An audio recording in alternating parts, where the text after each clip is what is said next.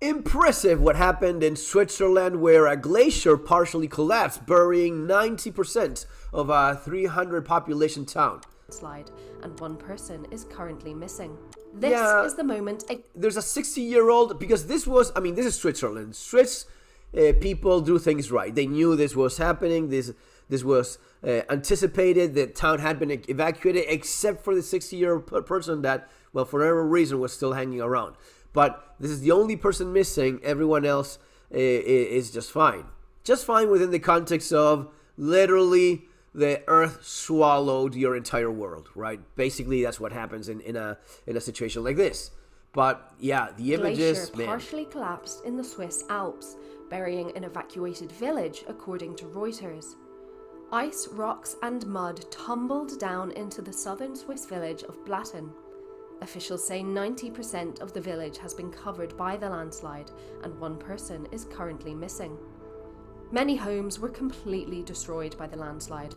Of course. Imagine this. The images are, but this is, what are the lessons here? And by the way, folks, if you want to learn more about realistic survival and preparedness without the panic, paranoia, and nonsense, this is what I've been doing for a long time. You have Surviving the Economic Collapse based on the experience of that in Argentina, survival skills, and especially for this one, bugging out and relocating. These are topics I have researched, studied, and written about over the years.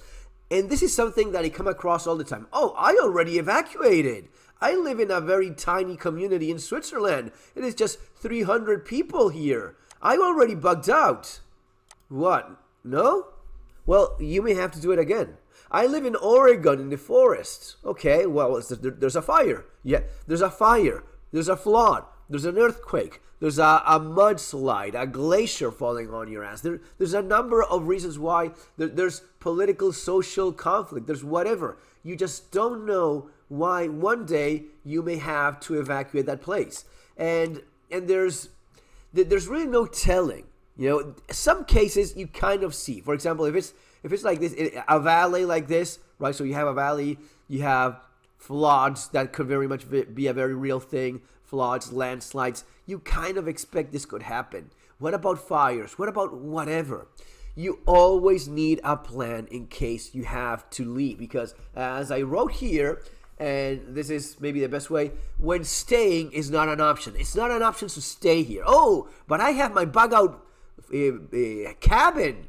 Well, bug out again, my friend, because you can't stay here. It is not an option to stay here anymore, unless you want to be that 60-something-year-old man that is currently missing, probably under all of this. You also need to understand this is Switzerland. It's a very tidy, orderly place. If you live in a place where maybe there's not the same resources, maybe the authorities are not on top of things as much, you may find yourself surprised by this. You may have to rely on more local news. You may even take precautions of your own, because you may not get evacuated in time. If there's a flash flood, if there's something that catches people by surprise. Again, Switzerland, it is very organized. They know this is happening. They knew all of these things, but you just don't know. It could be this or it could be something else. You have to prepare to evacuate within minutes if that's what's necessary.